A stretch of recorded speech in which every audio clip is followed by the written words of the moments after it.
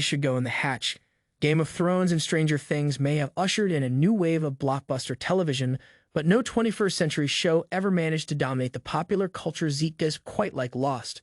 Ever since the J.J. Abrams directed pilot web viewers back in the fall of 2004, hordes of loyal fans followed the show each week, leading to a water cooler effect, where news about major plot developments circulated quickly.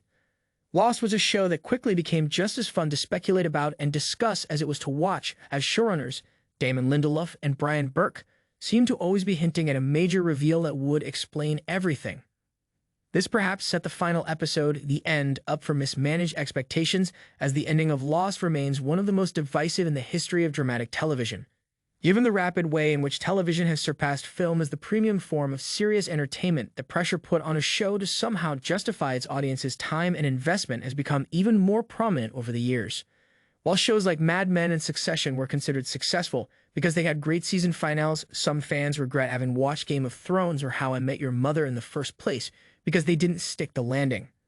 It's not a constructive way to criticize television, as even a truly horrid final episode wouldn't negate the years of fun mysteries, great characters, and exciting moments that Lost provided. However, that conversation is in itself superfluous, as Lost had a perfect final episode that continues to look better with age. The End was perhaps the most epic installment in the history of Lost, as the multi-part episode aired for 104 minutes in the summer of 2010. The feature-length runtime was justified as the episode had to wrap up years of complex storytelling and give enough room for each of the main characters to have a standout moment. As Jack Shephard, Matthew Fox, Kate Austin, Evangeline Lilly, and Hurley Reyes, George Garcia, head to the heart of the island to reach the inner chamber, they are caught in a ruthless battle with the villainous Man in Black, who has taken the form of their former ally, John Locke Terry O'Quinn.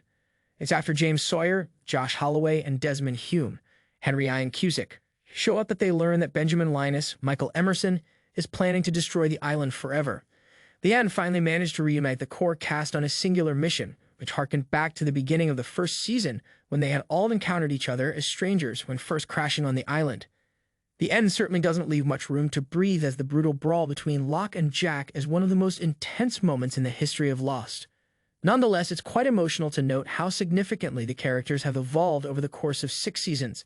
Together, they've experienced monsters, time travel, secret hatches, and militaristic societies. Even though characters like Sawyer and Jack have been at odds with each other, they're able to compromise on reaching a collective goal in the finale. Lost was able to ensure that each character had a satisfying conclusion, a challenging task considering how sprawling the ensemble is. Given that Hurley has always been the heart of the show, it made sense that he would become the island's protector, making sure that its secrets were kept safe.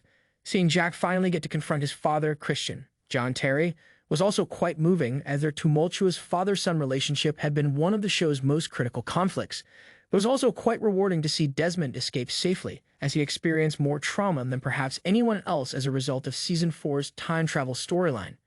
One of the reasons that Lost was so exciting was that it constantly changed the viewer's perception of what it was actually about. While the first season was entirely focused on the island's mysteries, the second season delved deeper into the DHIRMA initiative, with subsequent seasons detailing different timelines and pocket universes. The final season made the bold decision to take the series in an existentialist direction that focused on a generations-old battle between good and evil on the island itself. This felt like a natural conclusion to where the characters were headed. Viewers were so intent on learning what was going on that they never got the opportunity to ask why. The reveal that the majority of the final universe took place in a side universe, where the characters were dead the entire time, may have rubbed some viewers looking for concrete answers the wrong way. However, the end was satisfying for any Lost fans who watched the show purely because of the characters. Seeing all the couples that met over the course of their Lost final season was immediately subjected to backlash, which isn't surprising considering how much anticipation it had. Perhaps viewers hoping that the series of mysteries would go on forever, or just disappointed that their favorite show was coming to a conclusion. Lindelof himself admitted that he regretted acknowledging the finale's haters, as he didn't want to color any viewers' expectations if they were watching the show for the first time. The experience of watching Lost is a personal one, and for many, the end was a cathartic moment, even if it wasn't a finale that answered every minor question that was raised over the course of the show's entire run. It's for better or worse an ending that people are still talking about over a decade later. Ever since Walker's second season, Ashley Reyes has warmed her way into our hearts as Cordell Walker's, Jared Padalecki, new partner, Cassie Perez. As a Texas Ranger, Cassie is driven, loyal, and immensely quick on her feet, and has proven herself an asset to not just the Rangers, but to the whole Walker family. In many ways, she's become an intimate part of the titular hero's life, and without her, he would have likely fallen off the wagon long ago. Cassie helps keep Walker in check, but more than that, she's a valuable member of the Texas Rangers who is constantly sacrificing herself for the sake of others.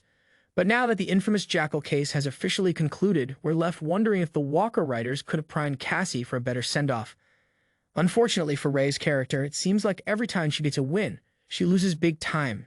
It's hard to divorce Cassie's first appearance in the Season 2 episode Nudge from the exit of Walker's previous partner, Mickey Ramirez, Lindsay Morgan.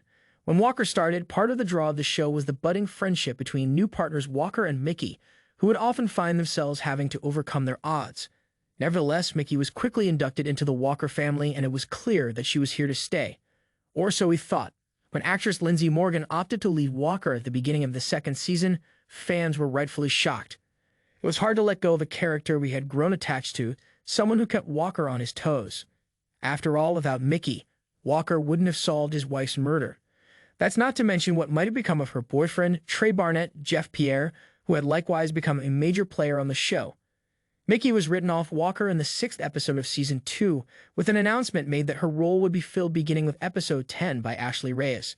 It was clear that Reyes had big boots and a Stetson to fill, and so fans likely wouldn't take to the changes too quickly.